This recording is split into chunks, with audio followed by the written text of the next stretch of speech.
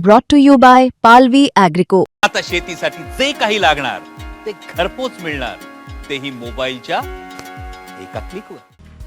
मुंबई महानगरपालिकेच्या निवडणुका रंगात आल्या असताना मुलुंडच्या प्रभाग क्रमांक 107 मध्ये राजकीय समीकरणांना वेगळं वळण मिळालं आहे. भाजपचे ज्येष्ठ नेते आणि माजी खासदार किरीट सोमय्या यांचे पुत्र नील सोमय्या पुन्हा एकदा या प्रभागातून निवडणुकीच्या रिंगणात उतरले आहेत. या प्रभागात प्रमुख विरोधी पक्षांकडून अधिकृत उमेदवार नसल्यानं नील सोमय्यांचा विजय सहज होणार अशी चर्चा सुरू झाली होती. परंतु उद्धव ठाकरेंनी अपक्ष उमेदवाराला पाठिंबा जाहीर केल्यानं या लढतीत अचानक रंगत निर्माण झाली आहे. या प्रभागातील ठाकरे गटाचा अधिकृत उमेदवार नव्हता.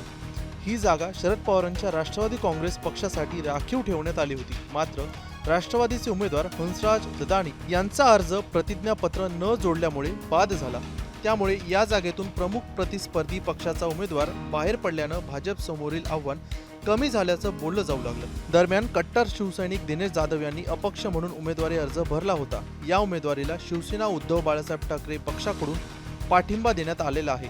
पक्ष पुरस्कृत अपक्ष उमेदवार म्हणून जाधव यांचं नाव जाहीर करण्यात आलं. संजय राऊत यांनीही नील सोमय्यांवर टीका करत जाधवांच्या पाठीशी उभं राहण्याचं पक्षाचा निर्णय असल्याचं स्पष्ट केलं. किरीट सोमय्या यांनी सोशल मीडियावर पोस्ट करत 107 मध्ये महाविकास आघाडीतील कोणत्याही पक्षानं अधिकृत उमेदवार दिला नाही अशी टिप्पणी केली होती.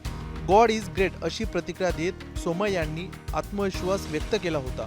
पण प्रभाग क्रमांक 107 मध्ये मोठे पक्ष थेट रिंगणात नसले तरी निवडणूक एकतर्फी नाही. वंचित बहुजन आघाडीचा उमेदवार आणि 9 अपक्ष उमेदवार मैदानात असून उद्धव ठाकरेंकडून अपक्षाला मिळालेला पाठिंबा ही लढत अधिक रोचक बनत आहे.